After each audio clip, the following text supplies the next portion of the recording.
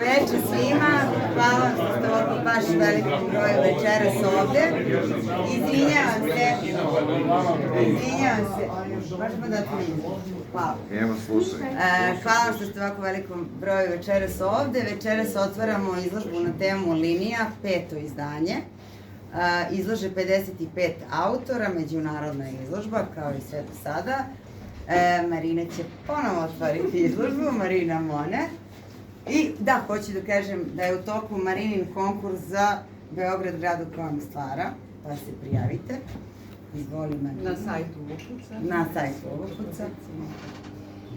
Pa dobro, evo ja sam večeras opet u ulozi, osim toga što sam i izlagač i eto imam opet tu privilegiju, tako da kažem neku reč o Aninom radu i uopšte o projektima koje ona realizuje.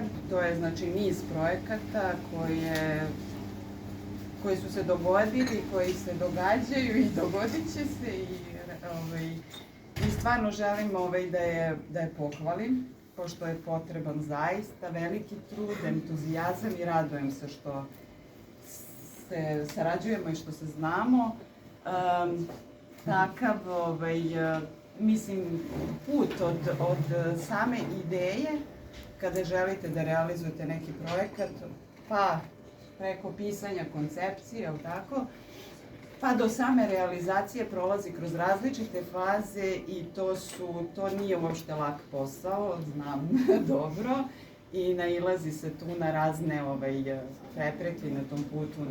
Zato smo mi teške žene.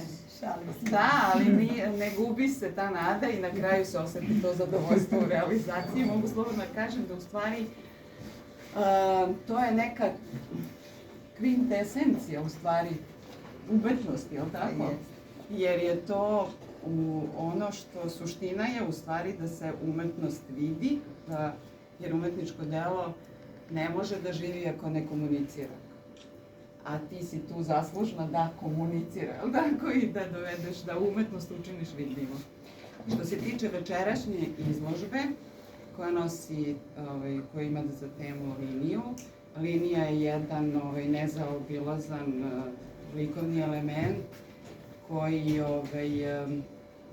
je prosto neophodan kada radimo skicu, crtež, sliku, skulpturu. I ako ga posmatramo recimo kroz neke umetničke pravce, on je i dominantan, kao recimo u fovizmu. Podsjetimo se radova Andrija Matissa, na primjer, gde su njegove slike s jednom linijom koja ima višestruko značenje, odvaja pa i definiše formu i tako, pa recimo pređemo na ekspresionizam gde linija ima taj ekspresionistički naboj, pa onda kubizam gde ona dobija drugu dimenziju, još uvek su tu neke prepoznatljive forme, a onda vidimo u recimo radu Kandinskog mnoštvo linija koje su raznovrsne, ali ukomponovane u jednu fantastičnu kompoziciju. Što se tiče vizualnih umetnosti, možemo malo da proširimo i taj fokus, da kažem, da posmatramo i druge vrste umetnosti kao što su scenski ili muziku, gde takođe postoji linija, ali na jedan apstraktan način. Ono što bih rekla večeras za ove radove, umetnici su odgovorili na temu na različite načine, shodno svojim senzibilitetima i likovnim izrazima, pa su koristili liniju da pokažu formu, ritam, pokret, dinamiku, dubinu prostora, ali vidimo jedan niz emocija koji dolazi iz njihovih radova.